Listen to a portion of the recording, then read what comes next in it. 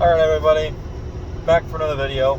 So, I wanted to give semi kind of quick thoughts, and I know I'm already late to the party on this. I'm not trying to it wasn't more of me trying to formulate enough, get some time to formulate a proper opinion, or even, get myself prepared. I don't got a script for this, I just do this.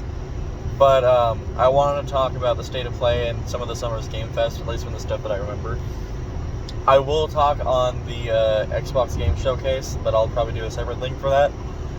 As I figured, honestly, there's probably too many things to cover in one video, and honestly, I'm probably going to mix too many things up if I start doing all three, because my memory is not that great. So, we'll deal with that later. Anyway, so the state of play for me it wasn't bad per se. I know a lot of creators have been kind of putting their spin on it has mostly been negative because it was not what their type of game was. And that's just a general critique.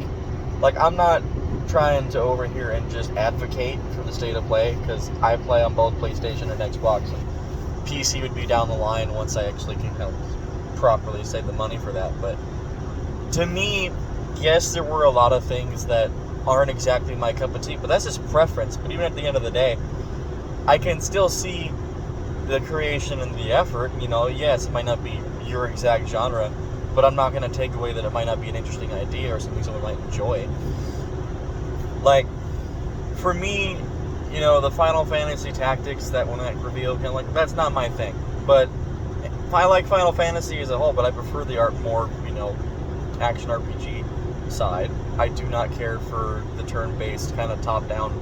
I'm selective with stuff like that. Like, I love Baldur's Gate 3, but it took the story of Baldur's Gate 3 and a lot of the other, and pretty much almost every other aspect for me to get past the turn-based functions. Because turn-based for me is not something I typically enjoy. It just doesn't feel interactive enough. But I know there are games that can make it interactive enough where it doesn't feel that way. Like Expedition 33, love that. I have not finished it yet. I will probably put out a video on my thoughts about it so far at some point. Also, very late to the party on that, I know. It's gonna be how it is. I got life things to do, I'm sorry. But, for me, a lot of the reveals of the state of the play weren't that interesting. Like, Metal Gear Solid is not a series I have actually ever played, so my opinion on the trailer for that isn't much that I can give, because it's just not something I've experienced. I know a lot of people love it. I know it's a cult classic for a lot of people, and I know it's had impact on a lot of games that come out after it. But for me, that impact is more from a subjective and factual point of view, not an emotional and nostalgic one. I don't have that connection. So that's kind of all I can say for that one. I think it's Pragmatic or whatever that one was called. My memory's bad, so I'm sorry if this is going to be some jumbled mess of me trying to collect my thoughts. But that is something I got interested in. I kind of liked the world. Yes, it felt a little weird to have that kind of the little piggyback companion little girl thing. I know it's not like it was just interesting. I mean, I'll take it. Yes, it gives me kind of that third-person Dead Space kind of visual that Dead Space is known, obviously kind of set the tone for and made more popular. And it had some interesting moments, but it was such a quick showcase that all I can say is I'm interested, but I'm not sold. I'm just intrigued. Like, I don't have enough to go on for that, and I know a lot of the games they've shown were kind of on that same vein where this is next year. Most of the stuff you're expecting isn't stuff we're going to be able to play. And that's fine. That's generally what these showcases are for, is to anticipate you for the things coming up. But, it was okay. I think there were a few standouts for me. I'm not fully remembering what those were. Ghosts of Yotei. I don't really want to give most an opinion on that yet, because I never even finished Ghost of Tsushima, and that's not so much because I didn't enjoy it, but I have so many games that I've been playing across with multiple people that it's getting harder for me to make time for the single player games, even though I know that those games have a lot of value and a lot of moments that I'd probably love. But given that most of my time when I play games goes to my friends and the things that we do, then that doesn't leave me a lot of time for whatever free time I have left, being that I'm a husband and all the things that entail. I don't get to play those things a lot. And at some point I'll try and make the effort, because the only last single player game I truly hammered out as fast as possible once my PS5 came to me was God of War Ragnarok, and that was it. Because that was a one done deal for me. I'm going to hammer that game in and finish that immediately. But that was pretty much the last story-driven game that I did that for. Now Expedition 33 could count, but I'm not done yet. I haven't touched it in a month almost. At least that's what it feels like. Anyway, a little off topic. The Marvel game, I'm interested because I like Fighter Z and I like some side scrollers in that kind of whole little genre. Fighters are not exactly my general genre. I'll stick to shooters of almost any kind, looter shooters, third person, FPS, and action RPGs, MMOs. I do some top down indie games, Metroidvania kind of esque, or a lot of roguelikes and roguelites. I enjoy those a lot. It's kind of how I am. It's not hard for me to want to go back and touch Dead Cells. Yes, I know it's a larger name, obviously, for that genre, but, it's not hard to come back to that. I love RoboQuest, Risk of Rain, all that stuff. And I'll probably easier for me to dabble into things that are newer, but those are the genres that'll just pull my attention in. But I am still interested in other things that might not be my own thing. Even if I don't want to play it, I can look at it and appreciate the art of it.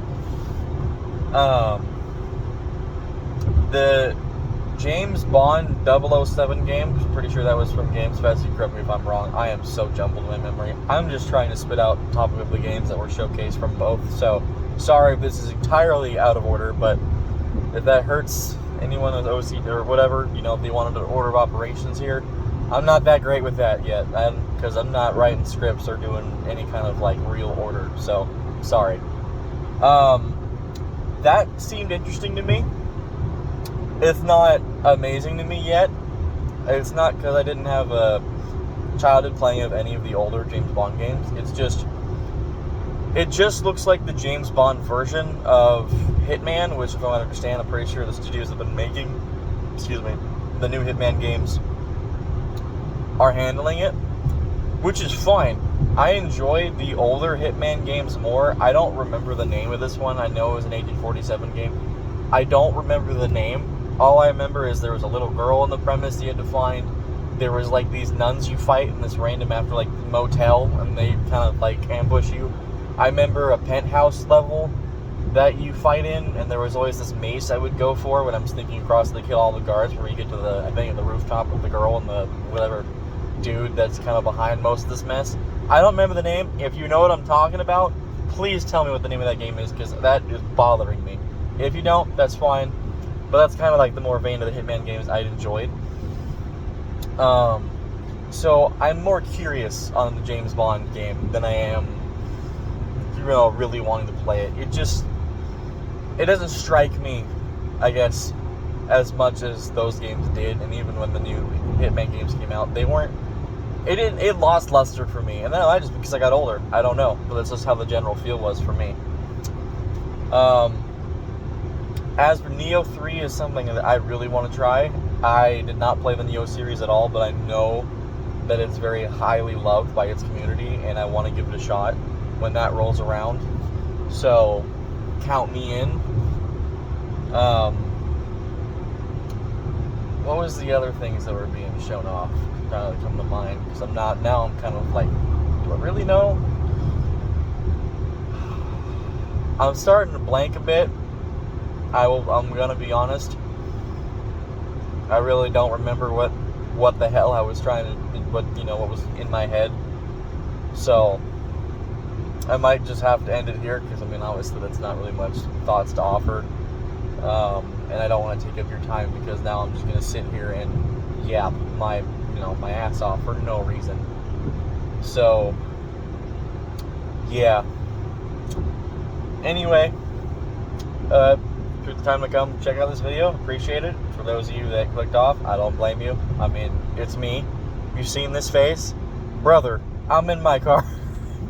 But yeah, that's just some quick thoughts and my takes from this. Overall, though, I'll include this little bit, I guess, before I go. How I feel this year about everything that was shown off is kind of your usual. There is some exciting things that come out of it, but overall, it still left me like, I didn't leave as excited as I was going in. And that's not saying I didn't get anything that I'm now excited to check out when it rolls around. It's just, I think for me and most people, we build ourselves up with such an anticipation of what we hope to see. And then once we see things, even if they're things we didn't expect, and we're like, that's amazing, I can't wait to try that, it still feels a little less special. Like, it just kind of dies down right away. And I don't know if it's just been that way since we stopped doing E3, or if it's just, I'm just kind of watching it all separately and not all together, so it doesn't feel as special. But honestly, it just wasn't that great to me. You have your standout picks, and that's about it. So, I will say, my biggest complaint for the Xbox showcase, as everyone I'm sure, no Elder Scrolls 6 news yet. That has been so many years since that announcement. And it's just more Elder Scrolls Online and more Fallout 76. And to those who love those, I'm not trying to bring you down on those. It's just, that's not what I'm looking for. I'm tired of seeing that every single year, when I think those games should probably just be put down now. It's been enough. Like, obviously, they can keep coming up with stuff, great, but if you're just milking the cow to milk the cow, just don't bother. Alright, anyway, I let myself yap too long. Sorry for your ears. Anyway, guys, that'll do it for this video. Thanks for coming over, and I will talk to you guys next time. Bye-bye!